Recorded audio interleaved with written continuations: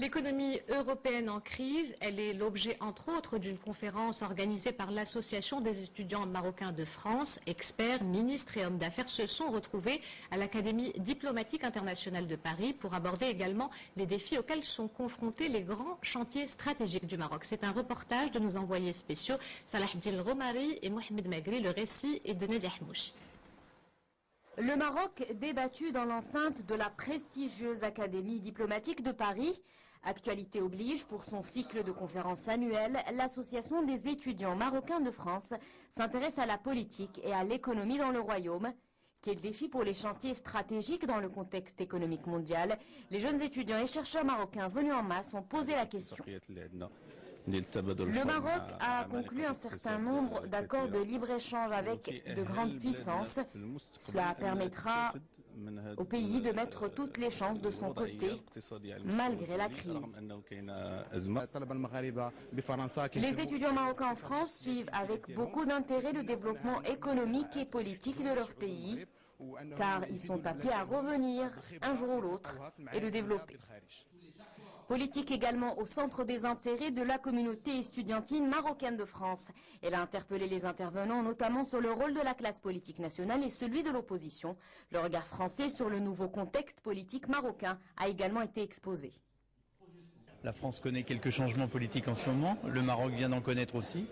Et il y a donc derrière ces changements beaucoup d'espoir, beaucoup d'espérance pour que la relation entre la France et le Maroc s'intensifie. Ce qu'on a appelé les printemps arabes se termine hélas dans beaucoup d'endroits par des fiascos, par le chaos, par des retours en arrière, sans compter les pays où on reste sourd à toute évolution et soit on fait preuve d'un immobilisme paralytique, soit une répression sanglante comme en Syrie. Donc il y a bien une exception marocaine. Cette rencontre organisée à l'initiative de l'Association des étudiants marocains de France est devenue depuis quelques années une plateforme de débat et d'échange entre les décideurs d'aujourd'hui et de demain. Et en associant les jeunes à la réflexion sur l'évolution de leur pays, c'est une manière de les impliquer dans le développement du Maroc. Pour parler plus en détail de cette rencontre, nous retrouvons à Paris le président de l'Association des étudiants marocains de France, M. Ahmed Lahlou. Bonsoir. Alors on l'a vu dans le reportage, la salle était comble, beaucoup de jeunes sont venus participer à cette conférence. Quelles sont les questions qui ont été le plus posées? Quels sont les chantiers qui intéressent le plus ces jeunes? Bonsoir. Écoutez, chère madame, nous avons été aujourd'hui agréablement surpris par la grande affluence des jeunes Marocains à l'Académie diplomatique internationale pour parler du Maroc. Ils ont eu l'occasion de rencontrer des chercheurs, des hommes politiques et des chefs d'entreprise à la fois français et marocains.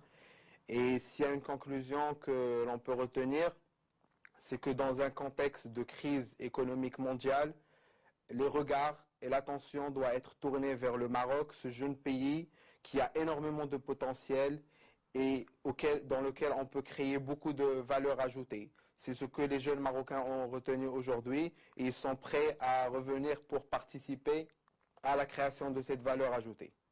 Alors, on a vu tout à l'heure dans le reportage un jeune s'exprimer et dire qu'il suivait de près le développement économique du Maroc.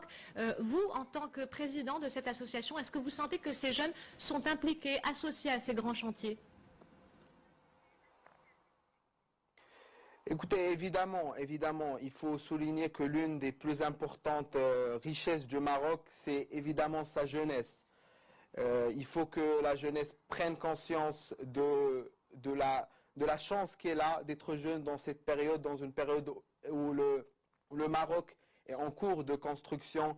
Et c'est surtout qu'on a un bel exemple, l'exemple d'un roi jeune qui parcourt chaque jour son pays pour lancer des projets d'avenir. Il faut que la jeunesse s'imprègne et s'investisse dans la construction de ce pays parce que l'histoire, elle va compter tout cela à partir d'aujourd'hui. Monsieur Lahlou, je vous remercie d'avoir répondu à nos questions.